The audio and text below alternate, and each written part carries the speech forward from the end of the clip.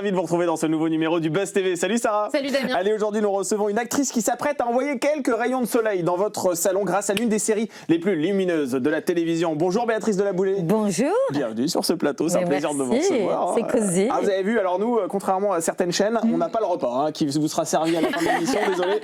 On n'avait pas de budget. Et je vois que vous n'avez plus les bouquins non plus, vous avez vidé toutes les bibliothèques. On a essayé d'apprendre à lire, mais on n'a jamais su. Regardez Marie Kondo, quoi. C'est ça.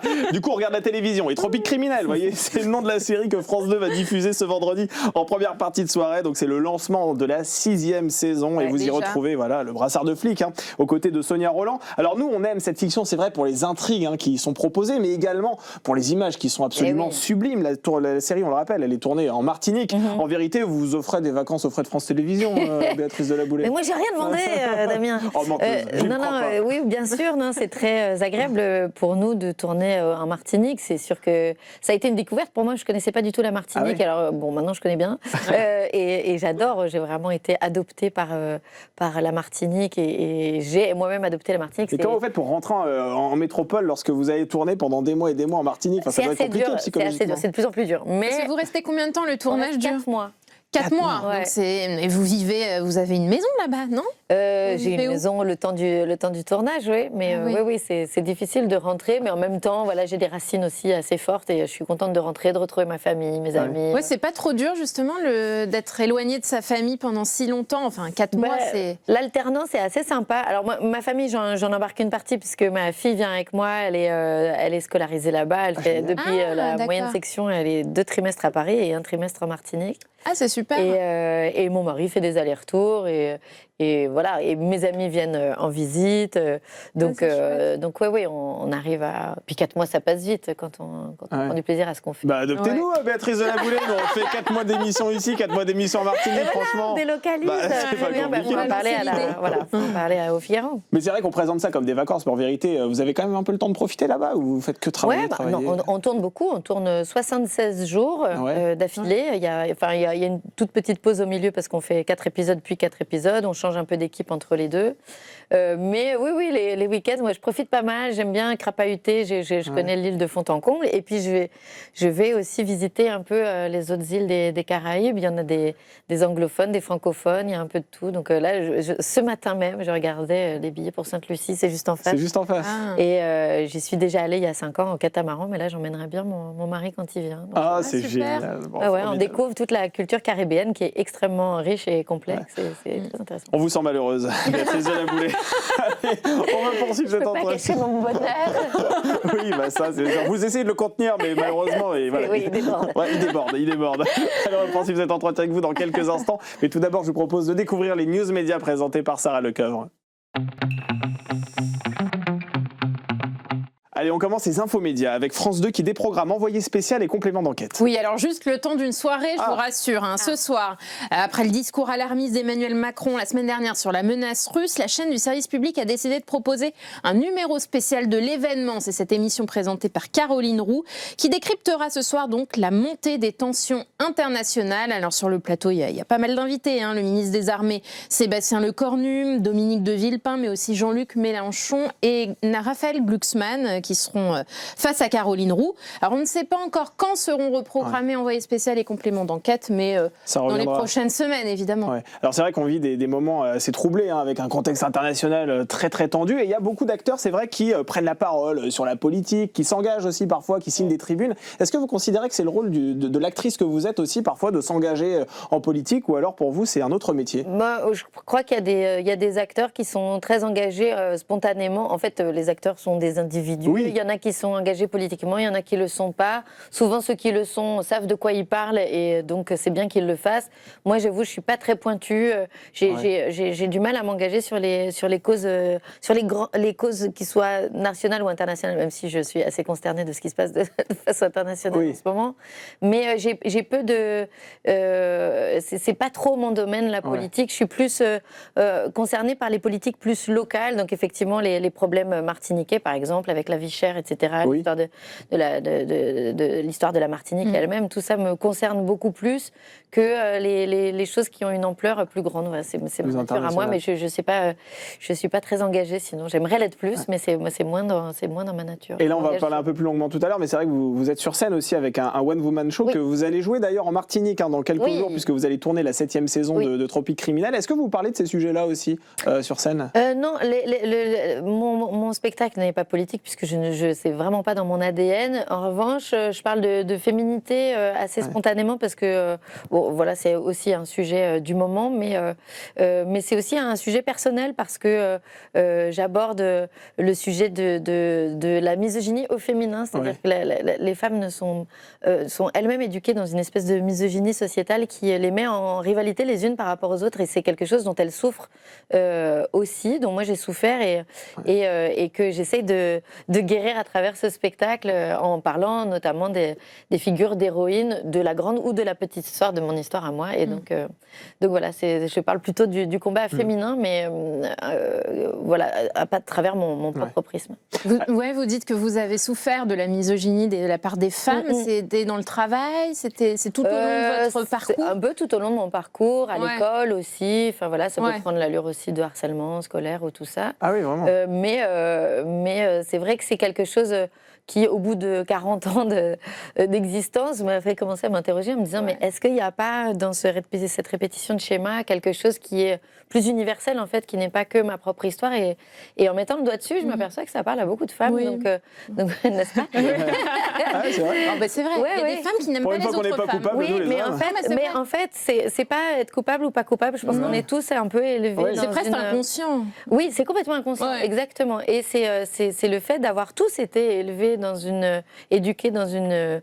tous, hommes comme femmes, dans quelque chose d'un peu diminuant pour les femmes, que c'est quelque chose que les femmes inconsciemment reproduisent entre elles, parce qu'il y a aussi une espèce de rivalité sourde qui est due au fait que pendant très très longtemps, et c'est en train de changer tant mieux, lentement mais sûrement, les femmes n'avaient pas accès elles-mêmes au pouvoir, donc elles dépendaient du choix des hommes, et pour être choisies par un homme, il fallait être la meilleure, éliminer la concurrence, et c'est quelque chose qui restait inconsciemment en nous, et qui est assez terrible parce que c'est sourd, c'est quelque chose qui est assez invisible, notamment aux yeux des hommes qui ne voient pas trop cette chose-là. Donc après, moi, évidemment, j'en parle avec beaucoup de comédie dans le spectacle. C'est pas une conférence, quoi. Non, et tout le monde en rit, et c'est aussi comme ça qu'on arrive à quelquefois soulever les problèmes, et surtout les résoudre. Parce que c'est ça le but, c'est de se sortir de ces schémas dont on n'a pas toujours conscience. Mais juste une dernière question à ce sujet, quand vous parlez de misogynie entre femmes, ça se concrétise comment, en fait? Faudra venir voir le spectacle, Damien. Quel bon teasing, vous êtes forte. Non, mais bien sûr, c'est un sujet sur lequel je peux parler des heures, mais en vrai, je pense qu'il vaut mieux venir voir le spectacle. Je le joue, mais venez, c'est mardi prochain au Métropole à Paris, c'est la dernière. Venez, après on fait la fête. Bah oui, voilà, c'est ça, vous savez comment nous attirer, vous. C'est au Métropole à Paris, à côté du Grand Rex, et je joue samedi aussi à Lille, donc après-demain. Je sais pas comment on est. C'est ça, jeudi, après-demain. À Lille, au Spotlight. Voilà. C'est mes 2 dernières avant de décoller pour la Martinique. Et après, il faudra faire quelques kilomètres en avion pour pouvoir aller vous voir en Martinique. Oui, je la joue effectivement le 26 avril à Fort-de-France. Exactement. Allez, on poursuit ces infos médias avec Cyril Hanouna qui porte plainte contre la France insoumise. Oui, car hier, les affiches du parti pour annoncer une manifestation contre l'extrême droite a provoqué un tollé. On y voit l'animateur de Touche pas à mon poste dans un photomontage assez grossier. On va le voir à l'écran, probablement généré par l'IA. Le visage exagérément grimaçant et agressif. Alors, l'image a rapidement été supprimée des réseaux sociaux puisque les internautes ont souligné les ressemblances avec des caricatures antisémites diffusées par le régime nazi il y a quelques années.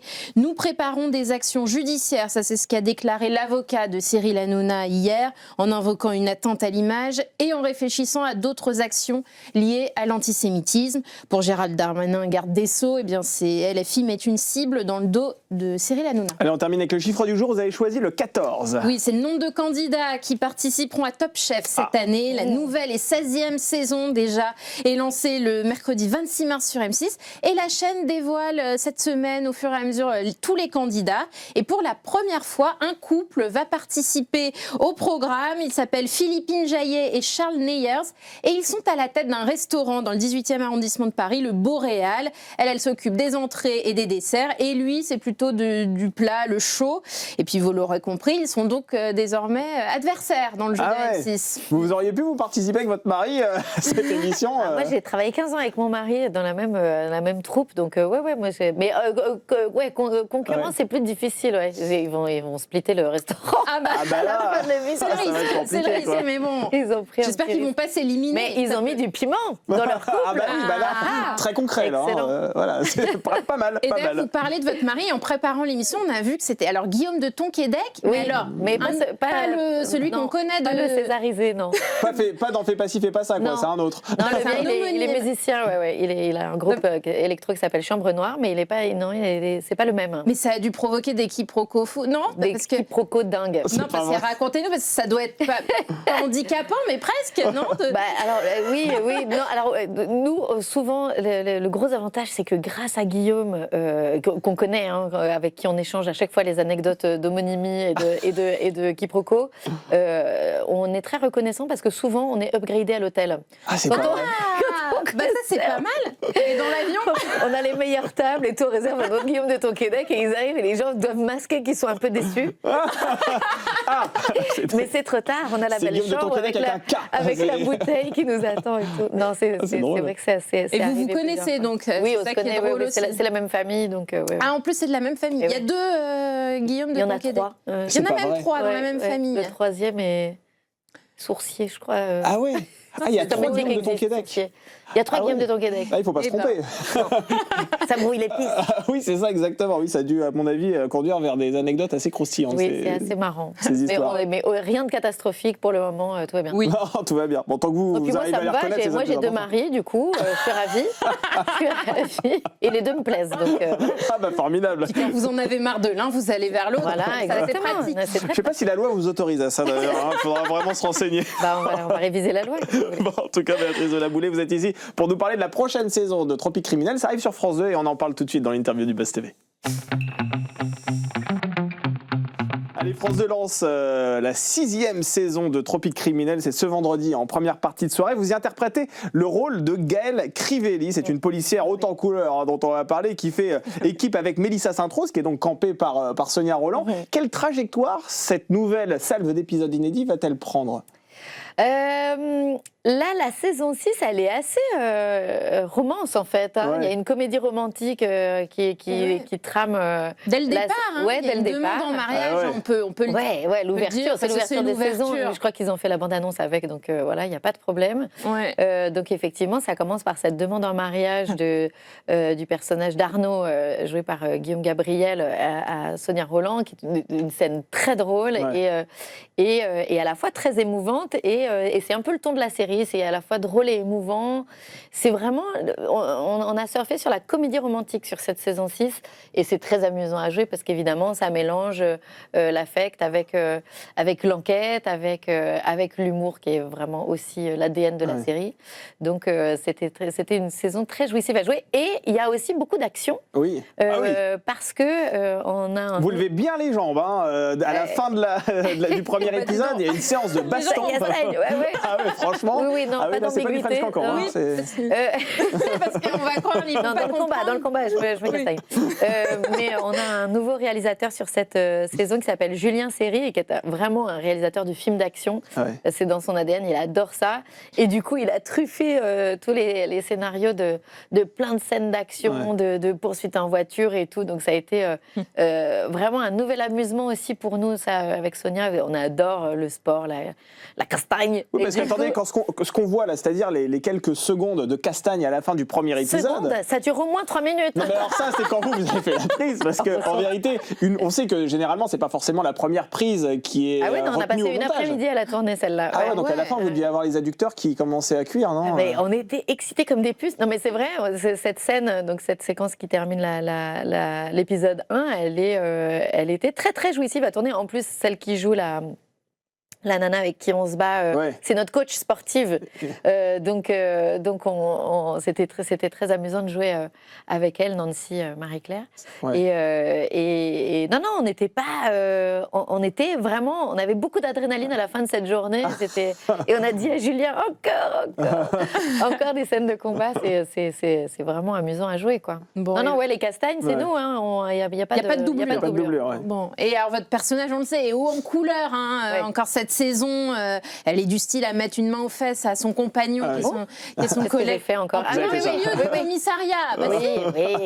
Franchement, je taquine. Vous allez mettre les gens à l'aise. Hein. Vous êtes aussi extravertie dans la vie, Béatrice, ou pas? On n'est pas loin. J'ai pas été choisie par hasard, je pense, pour ce rôle. Mais je pense aussi qu'on s'alimente un peu l'une l'autre avec mon personnage depuis 6 ans. On déteint. Elle déteint sur vous? Oui, et je déteins sur elle, je pense. À force, on a un peu fusionné, je pense. Ouais. Mais oui, j'aime bien sortir des sentiers battus. Oui, j'aime bien ce qui n'est pas normé, j'aime bien ce qui est pas de la pensée prémâchée, ce qui sort du cadre. C'est le point commun principal que vous avez avec votre personnage, c'est ça. C'est le côté un petit peu rock, quoi. Oui. Après, je suis quand même bizarrement plus conventionnelle qu'elle. Mais aussi parce que je suis plus attachée, pour le coup, à une stabilité. J'ai une vie de famille, j'ai un mari, j'ai une fille, je vis pas sur un bateau sans attache. Pour le coup, je suis pas très solitaire. Elle est plus solitaire que moi. Mais elle est plus dure, je pense, que moi. Et elle est plus engagée aussi politiquement, pour le coup. Elle est très, très défenseuse. Ça, c'est quelque chose qui m'inspire beaucoup, mais que j'admire chez elle et que j'ai moins, c'est vrai. Et comment vous qualifieriez le lien qui vous unit depuis 6 saisons maintenant à Sonia Rolland, qui est l'actrice qui joue l'héroïne de cette fiction? Vous entendez bien, quoi. Oui, vraiment, Sonia, on le dit souvent, mais on est comme des sœurs un peu, parce que... c'est ma famille pendant 4 mois. Sonia, c'est ma voisine, c'est ma copine, c'est ma confidente, c'est ma partenaire de travail, c'est ma conseillère sur plein de trucs, parce qu'elle a plus de métiers. Elle est dans le showbiz depuis qu'elle a... qu'elle est Miss France. Qu'elle a 18 ans. Elle a gardé la tête froide, elle a mené une carrière extraordinaire. Elle est productrice, elle est réalisatrice, elle a bien la tête sur les épaules, elle sait voir... Donc on s'aime beaucoup, on s'admire, on se respecte et on s'épaule beaucoup. On est vraiment là l'une pour l'autre. Et à aucun moment vous vous êtes dit, bon, je vais partager l'affiche avec une Miss France, quoi. C'est-à-dire qu'il y a 6 saisons, lorsqu'on vous a proposé ce rôle, vous avez dit, bon, je vais donner la réplique à Sonia Rolland. Est-ce qu'à un moment donné, vous avez eu ce stéréotype de vous dire, bon, c'est une Miss France, est-ce que c'est une comédienne aussi? Ah non, pas du tout. Jamais? Non, parce que, en plus, alors Sonia, j'avais connue à une soirée à Cannes 10 ans avant, qui nous avait bien marqué toutes les deux. Ah, racontez-nous, parce que là, il y a des choses. Alors là, vous auriez pas dû dire ça, mais en tout cas, moi, je m'en souvenais, parce qu'on était assises à côté, qu'on s'était marré. Elle ne s'en souvenait pas. Et quand je l'ai retrouvée au casting, je me suis dit, à quel moment elle va se souvenir qu'on a passé. Et elle est arrivée, et quand je suis arrivée, elle m'a dit, ah, mais c'est toi qui passes le casting, trop bien et tout. Et elle avait suivi Hernadette, parce que j'ai fait partie d'un collectif qui s'appelle Hernadette pendant 15 ans. Et du coup, elle avait suivi et elle était hyper contente de... Et moi, je me souvenais surtout de cette meuf tellement sympa, justement pas du tout dans cette rivalité féminine. Ah oui, elle n'a pas ce... Non, elle n'a pas ce truc-là du tout. Et du coup, Nana, bien dans sa peau, bien dans ses basques, qui sait où elle va. Et donc... tout de suite au casting, ça a matché. Il s'est passé quoi cette soirée? Parce que là, vous n'avez pas répondu à la question. Là. Je sens qu'il y a beaucoup de soirées, on le sait, sur la Croisette, à Cannes. Ce qui se passe à Cannes reste à Cannes, vous le savez. Attendez, vous ne pouvez pas nous dire ça comme ça. C'est comme ça. Non, donc voilà. Non, moi, je n'ai pas eu de... moi, je me suis dit, on va s'amuser. On va s'amuser ensemble et on s'amuse ensemble depuis 6 ans. Et Sonia Rolland, elle est assez bluffante dans le premier épisode parce qu'elle autour du pole dance, elle va faire du pole dance. Incroyable. Parce que l'intrigue tourne autour de ça. La victime est une adepte du pole dance. C'est vraiment elle. Là, il n'y a toujours pas de doublure. Ah oui? Oui, c'est elle. Et on s'est demandé avec Damien, est-ce que vous avez un talent caché comme Sonia avec le pole dance? Non. Vous n'avez pas essayé au pole dance sur le tournage? Je suis quand même air guitariste professionnelle. C'est vrai, avec Hernadette. Oui. Donc ça, c'est quand même un talent qui nécessite pas mal d'entraînement. J'en ai fait 15 ans. Non, mais oui. on a développé. Écoutez, on a eu un très beau compliment quand même de Jean-Michel Ribes sur ce spectacle d'Ernadette qui nous a d'ailleurs programmé. Célèbre metteur en scène. Une année au Théâtre du Rond-Point. C'est qu'il disait qu'on avait inventé une façon de jouer avec Ernadette. Donc voilà, si j'ai un talent caché, c'est celui-là. On a du playback et de la guitare. Du playback.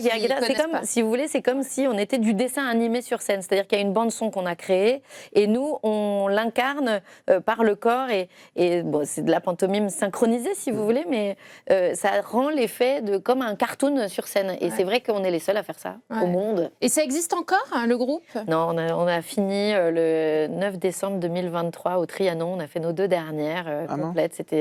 C'était super. Mais c'est en ce moment sur MyCanal. Ça s'appelle Ernadette This is the End. Ah, on peut le voir sur MyCanal. Et pourquoi ça s'est arrêté ?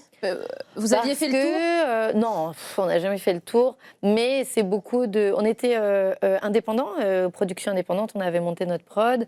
Et c'était beaucoup... mon mari et moi qui nous occupions de la prod, de l'écriture, de plein de choses. Et puis, entre les tournages, les tournées, les machins, on n'avait plus trop le temps d'écrire un nouveau spectacle. Il fallait relancer avec un nouveau spectacle et on n'a pas eu ni l'énergie ni le temps de le faire. Donc, on s'est dit, finissons en beauté, 15 ans, c'est chouette. Et donc, voilà, on a mis un point final. Mais on est en train de travailler au film. Ah, il y a un film.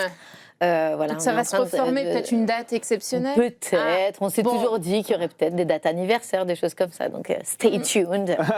Ok, oui, stay tuned. On va surveiller. On sera là. Pour revenir à Sonia Rolland, c'est vrai qu'avec cette séquence que l'on découvrira dans cet épisode diffusé ce vendredi sur France 2, on découvrira que Sonia Rolland est très à l'aise avec son corps. Quand on la voit effectivement s'enrouler autour de la barre. On voit que voilà, elle se dénude même d'ailleurs. Je sais pas, c'est un bon teasing au cours du premier épisode. À un moment donné, voilà. Il y avait beaucoup de photographes de plateau ce jour-là. J'ai pas compris pourquoi il y avait autant de gens. Coïncidence. Tiens, je suis dispo ce jour-là. Écoutez, vous savez, les RTT se prennent que le vendredi. Si c'est un mercredi, c'est normal. Quel rapport vous entretenez avec votre corps ? Est-ce que vous êtes aussi à l'aise avec votre corps que Sonia Rolland l'est avec le sien ? Pareil, 15 ans d'Ernadette, c'est où j'étais vraiment en mini-jupe, crop top pendant 15 ans, même à l'approche de la quarantaine. Oui, on n'a pas le même corps, ça c'est sûr. Je suis beaucoup mieux gaulée, évidemment. Évidemment. Je n'osais pas vous le dire, mais... Bien sûr. Je pense qu'on... en tout cas, elle m'a mise au sport, donc elle m'a, je pense, connectée beaucoup plus avec mon corps. Moi, j'avais mon corps sans me poser trop de questions, et maintenant, je le travaille un peu plus grâce à elle. C'est une obligation professionnelle aussi de travailler son corps ? Je crois pas, non. À aucun moment on vous a reproché quoi que ce soit pour des rôles, etc. Si, la première année, il y a eu des indélicatesses. C'est pas vrai. Ouais. Mais vraiment, où j'ai un peu pouffé en disant, mais vous savez que je pense que la plupart des Françaises sont plutôt sur mon modèle et pas sur celui de Sonia.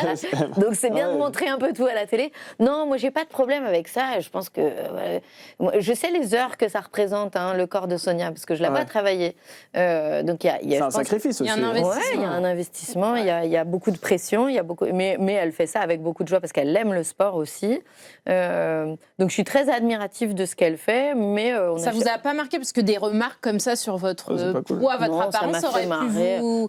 ça m'a fait marrer. Rétrospectivement, ça m'a fait marrer. Sur le moment, ça m'a un peu coulé dessus. Mais vous regarderez, première saison, je porte des surchemises. Car il fallait structurer ma silhouette. Ah, c'est pas vrai. Absolument. Des surchemises, ça existe ça c'est-à-dire le t-shirt... il est un peu large, quoi. Le t-shirt montrait un petit peu trop... alors, j'ai plus parce que maintenant je fais du sport, mais montrait un petit peu trop la petite bouée.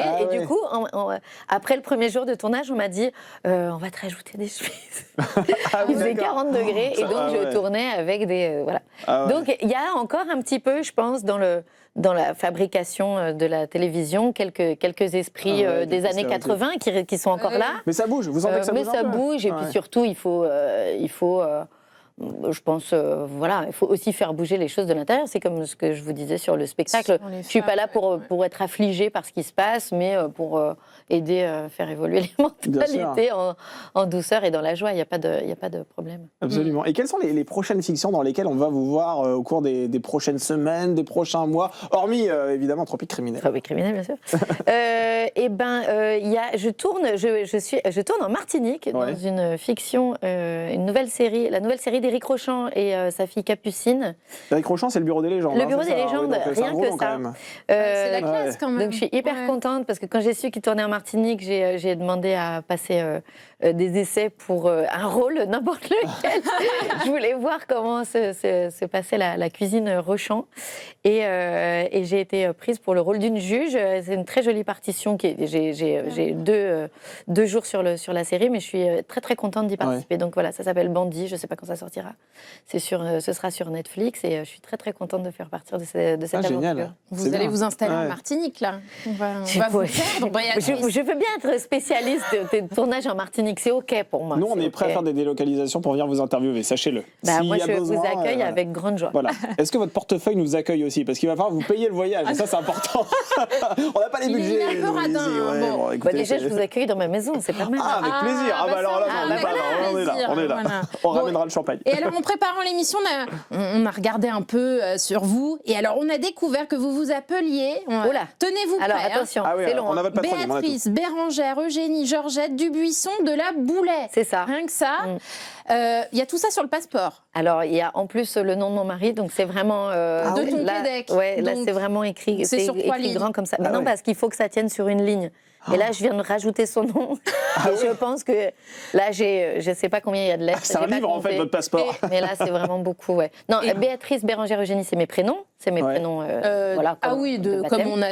Et mon nom de famille, c'est Georgette Dubuisson de la Boulay. C'est le nom de famille, voilà. Mon nom de famille, Georgette, fait partie de mon nom de famille. C'est joli, Georgette. Oui, ça va revenir un jour. À un moment donné, ce sera swag. Pour le moment, c'est encore un peu rétro. C'est désuet, mais bon, c'est un peu ça revient, les vieux prénoms. Donc, j'ai espoir. C'est vrai. Et ça peut être un handicap ou quoi, cette particule, cette double particule? Ouais, ça fait marrer les douaniers, souvent.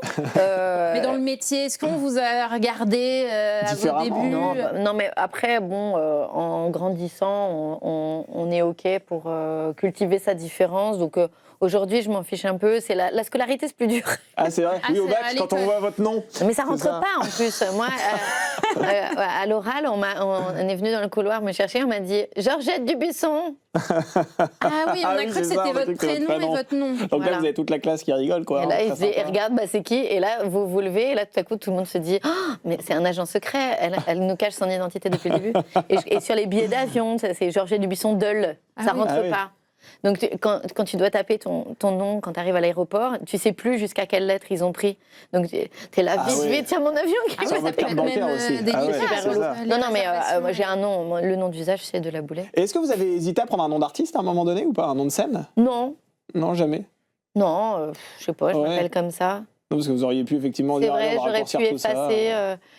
Mais c'est une bonne question parce que c'est vrai que tout ce qui est stigmatisant est relou. Oui, c'est ça, vous avez raison. Non, mais voilà, tout ce qui vous met dans une case. Alors en plus, moi je suis née en Vendée, donc le nom plus l'origine vendéenne, ça fait beaucoup. Et en fait, c'est fou parce que c'est un faux semblant, mais mes origines avec particules ne sont pas du tout vendéennes. Mes origines vendéennes sont totalement républicaine. Donc, en fait, les gens tout de suite vous mettent dans une case et après, voilà. Et en fait, au début, je me suis dit c'est relou, et maintenant je me dis c'est intéressant aussi de sortir les gens des cases et de pas et de ne pas évoluer sous cap est intéressant aussi. Eh bien, merci beaucoup Béatrice de la Boulay. C'est sur France 2, la 6e saison de Tropique Criminel, et vous jouez également votre spectacle pour les 2 dernières dates. Il faut absolument venir. Le 15 à Lille, le 18 à Paris, le 26 avril à Fort-de-France. Merci beaucoup. Le Buzz TV revient demain avec un nouvel invité. Bonne soirée à toutes et à tous sur le Figaro TV.